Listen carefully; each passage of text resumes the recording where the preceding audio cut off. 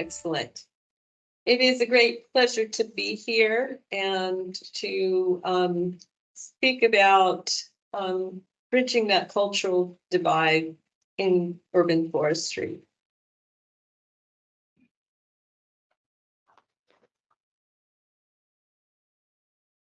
My slides are not advancing here when I hit try the arrows. They don't work either. If you try clicking on your screen and then try, perhaps. To do what with my screen? Move your cursor to the screen and click, perhaps. Okay, that works. Okay. So Oki Nistanagok, Nistaki Kakatusaki. My native name is Mountain Star Woman.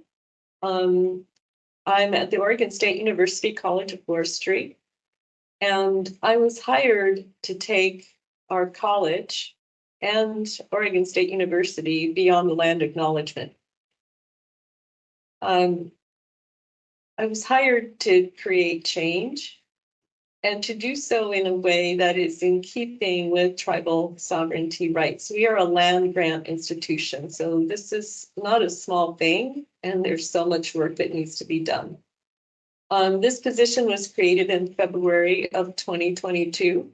At the time, I was one of the few senior administrators. Position was one of the few senior administrative positions within academia for a Native American individual. It was a national search, and I was fortunate enough to have been selected, and I began in September of 2022. That's me with my students. That's me, my most authentic self. It's an ecocultural restoration site in an urban forest in Corvallis, Oregon, where the forest was formerly a camas field and oak savanna, stewarded by the Kalapuya people. And it had become overtopped by Douglas firs because of suppression of cultural burning since about 1830. And what the college did was thin that forest, remove the Douglas firs. That was very controversial. There were conservationists that were opposed to that pretty strongly. Then we did a cultural burn in there with guidance from the local tribes who are Kalapuya origins. And this is green up. This is like the second day of green up last year. And we're watching all of these plants coming up that hadn't been observed there before from buried seed banks, and they're culturally significant plants. With me that day was Ashley Russell, who is my master student. She's a member of the Confederated Tribes of the Coos, Lower Umpqua, and Sayusa tribes of Indians, and she is the acting director of their Cultural Natural Resource Department and an ethnobotanist. So she was teaching us about all of the amazing things coming up because of this reset. And this is an urban forest. So the scope of my work is, of course, Indigenous knowledge and tribal co-stewardship. It's diversity, equity, and inclusion, student success, and tribal initiatives that help advance tribal self-determination. Today, I'm going to talk about the historical context of tribal self-determination, settler colonialism, and what that did to natural resources, how we can heal the damage with tribal engagement, practitioner tools for cultural competency, best practices for engaging with tribal nations and Indigenous peoples, and interweaving Indigenous values into urban forest. So the image here shows an urban forest land where the trees that you see in that image have been conserved. They're old hardwoods. They look like oaks to me. But the main thing for you to look at is their limbs. Their limbs are stretched out like this. And this is an indication of how historically, when this forest was tended by Indigenous people, these trees were very far apart. In post-settlement, if you look at trees in urban settings and in national forests, their limbs tend to be very contracted rather than parallel to the ground like that. And that's because of competition and the density and the removal of cultural burning. So as an example of the legacy, this is St. Louis, which is famous for its greenways program. It's an urban reforestation program and conservation program. It's the ancestral land and sacred land of the Osage people and many other tribes. And this is what the Greenways program is using to acknowledge the history. I'm going to read this because it's important. The greenways in the entire St. Louis region are on stolen land. Through genocide and exploitation of the Indigenous people who lived here, colonial settlers forced their way onto this land. Spanish, French, British, and American invaders forcibly removed these Indigenous peoples from the St. Louis region. From 1845 to 1909, Indigenous people were banned from living in the St. Louis region and the entire state of Missouri. Less than 50 years later, St. Louis was one of the several urban areas participating in the American Indian Urban Relocation Program, an ongoing effort of the U.S. federal government to erase Indigenous culture through assimilation by relocating Indigenous people into American urban areas, often without the promised relocation assistance. There are currently over 13,500 Indigenous people living in St. Louis City, St. Louis County, and St. Charles County. This is a land acknowledgement that really goes beyond the land acknowledgement. In any work done with Indigenous communities, whether it's urban forestry work, working on federal forests, you need to acknowledge the damage that is done before you can move forward towards healing. The doctrine of discovery is responsible for a lot of what happened in the United States to Indigenous peoples and worldwide. It's a papal doctrine that in 1493 was basically used to charge Christopher Columbus's expedition. And it established that there were religious, political, and legal justifications for colonization and seizure of land not inhabited by Christians. It was used it's a global doctrine, and it's still in place today. And it was used to take land from Indigenous people in what is today the United States. The reason for the primary purpose for the Lewis and Clark expedition was not, as we're taught in school, and probably many of you heard this explanation and justification for it, to learn about the natural world and collect specimens, right? The main purpose, and this is in federal congressional records, was to plant a flag at the mouth of the Columbia River. The federal policies in the US and globally actually related to the doctrine of discovery was whoever claimed the mouth of a river then owned the entire watershed. So think about that with a river like the Columbia River, how vast that landscape was. And that's indeed what Lewis and Clark did. And the doctrine of discovery in 1823 became part of US federal law and continues to be. Settler colonialism, here's the official definition, policy definition. It's the policy of a foreign polity seeking to extend or retain its authority over other people and territories to develop or exploit them to benefit the colonizing country and help the colonies modernize in terms defined by the colonizers. So here's the legacy in the United States of settler colonialism. It's the Anthropocene, right? It is a way of, so what happened in Europe is people were out of timber. their agricultural lands were desertified and not productive. The practices they used in Europe for forestry and other forms of agriculture had failed. And so they needed more resources. So they came to North America, looking at America as this vast wilderness that was unexploited, filled with wealth of timber.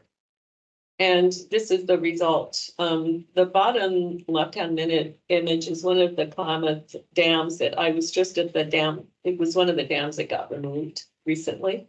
I was just with the Klamath tribes at their removal sites. It's amazing. So this is changing right now.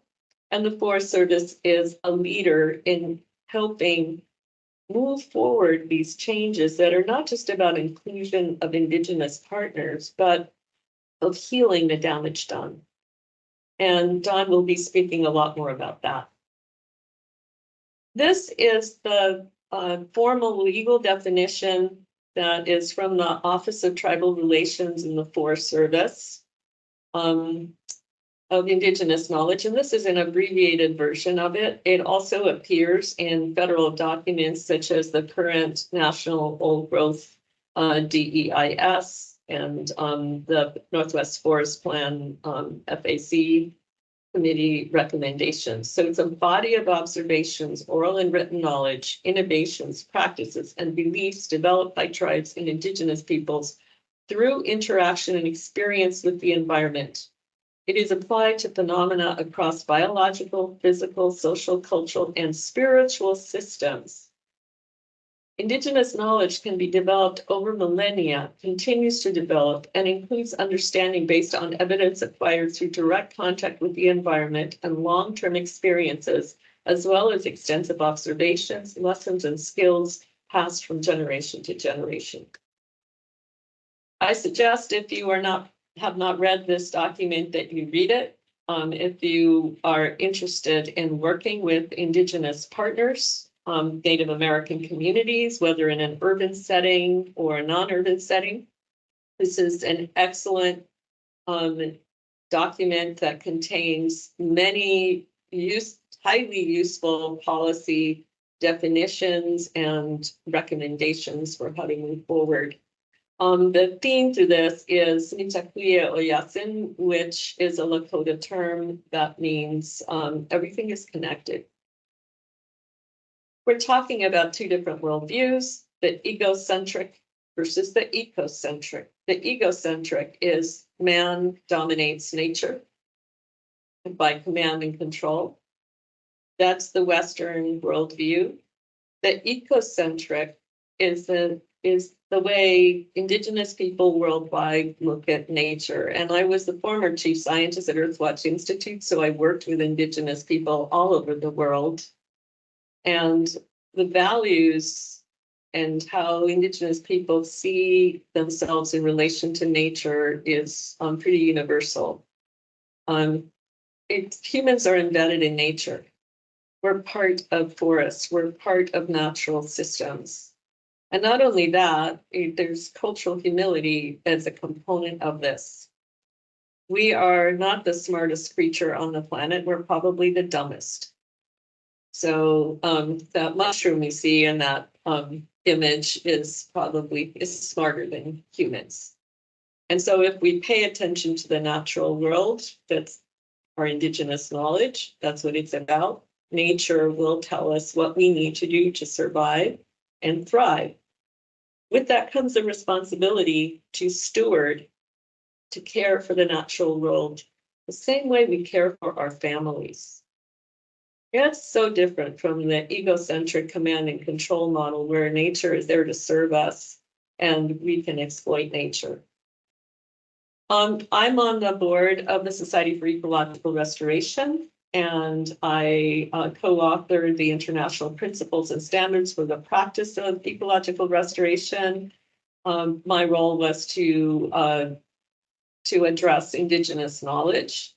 And the second principle, which is that in order to succeed, ecological restoration in any context needs to draw on all types of knowledge, including local knowledge, practitioner experience and what used to be called traditional ecological knowledge. That has been rebranded by tribal leaders as Indigenous knowledge is the preferred term these days. This was published in 2019. My colleagues and I also created this report for the Forest Service, Grading Indigenous and Western Knowledge for Climate Adapted Forests. And it contains a lot of useful information on how to develop partnerships with tribal nations in any setting, and also much more material about the impacts of settler colonialism and policies in the United States, federal policies for working with Indigenous knowledge. What we recommend is this model called two-eyed seeing, and I don't have time to get into all of it, but it starts with identifying shared priorities, coming together across cultures, the Western culture and the Indigenous culture, co-creating stewardship plans, not management plans, stewardship plans, co-creating the methodology. Everything is co-created, the implementation, community evaluation and validation. This leads to long-term relationships. It's a cycle, and a braid of sweetgrass represents this, with one strand being Western science, another strand being Indigenous knowledge, and this third strand being what unites us across cultures, which is our deep, deep concern about what is happening to the natural world. So here are some practitioner tools for cultural competency.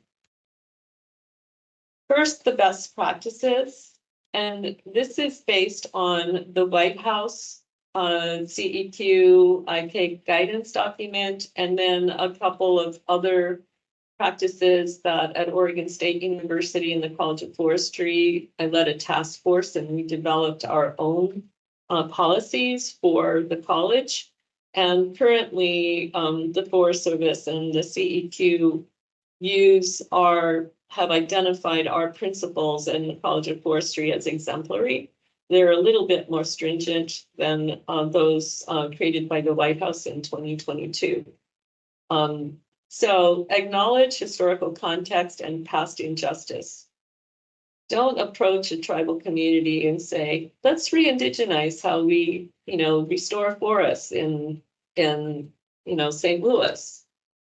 It's, all these things happen. So let's get together and figure out how we can help heal the damage. And Dawn is going to give some great examples of that.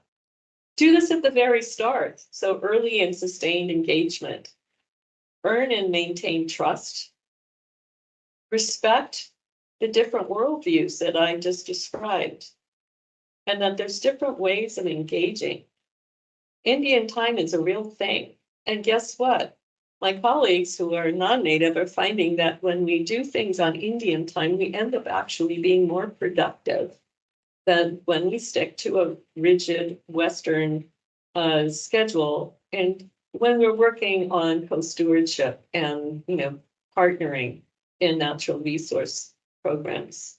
To recognize the challenges, and the challenges on both sides have to do with shifting staff, shifting tribal leadership, the tribal councils that change frequently, federal staff that also change frequently, get transferred to other units. Consider co-management and co-stewardship. Pursue co-production of knowledge. So if there's a management plan, that it be co-created, not created by the city or agency folks and then presented as a done deal. Provide, this is a big thing, ample funding to tribal nations at each step, and I'm going to share a little bit more about that. And share power and decision-making authority with tribal partners. So tribes are sovereign nations, and so it's different than having, a stakeholder at the table. Very different. So how do we interweave Indigenous knowledge into urban forestry? Again, engage tribal partners as early as possible in the planning process. create formal engagement agreements such as memoranda of understanding, co-stewardship agreements. A co-stewardship agreement mainly says it's like agreeing to date somebody. We're going to get together and we're going to work. We've identified the shared priorities, so we're going to work together to explore how we can move forward with this in a more formal way. But these agreements state that Indigenous knowledge is proprietary. So if it's being shared with us, how it can be shared, how data that's based on Indigenous knowledge is to be used. And this has to do with sovereignty rights. Provide funding to Indigenous partners. And that means the key way to engage Indigenous partners, and I think the most important thing for most tribal communities I work with is their youth. And if you're building a program, create workforce development opportunities for tribal youth, such as the Indian Youth Service Corps. And these need to be compensated well. So the Indigenous interns that I have on projects that are funded by the Forest Service and VLM, they get paid the same rates as a top level field technician we get based on federal policies. So EcoTrust, I created one slide to spotlight EcoTrust's contribution, and EcoTrust is working to grow tribal forestry using the workforce model throughout the United States. They've done a lot of work in the Pacific Northwest, and they're expanding into the southern eastern regions of the US and possibly the Midwest and the Southwest. It's tribal community forestry and green infrastructure development. And these projects, many of them are urban, some are rural, but they're doing amazing work.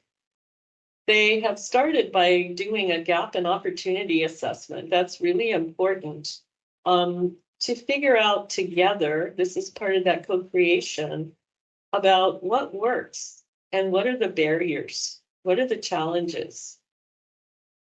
Many Native Americans live in off-reservation urban communities. How many? The numbers are, not consistent, but anywhere between 60 to 70% of Native Americans who are enrolled tribal members live in urban areas. So EcoTrust is focusing on the Native youth that are not on reservations, live off reservation, and underemployed adults and in urban areas to provide them with solid opportunities for advancement and security. And then lastly, Scott Altenhoff's ODF program, which he spoke to me early on in the process of applying for those funds. It's an amazing program. It is off and running and in the process of recruiting partners from the tribal community in urban areas. And Scott consulted me to ask me, am I doing this right? Are we doing this right? Are there things that we need to include? And that's an example of that early engagement and due diligence that makes an enormous difference. And it's so exciting to see this program develop. And I know that Scott hopefully will share something about this more and answer questions about it during the panel discussion. And that's all I have. I'm thankful to all the tribal nations with whom I work, OSU, College of Forestry, the Department of Agriculture, and ODF.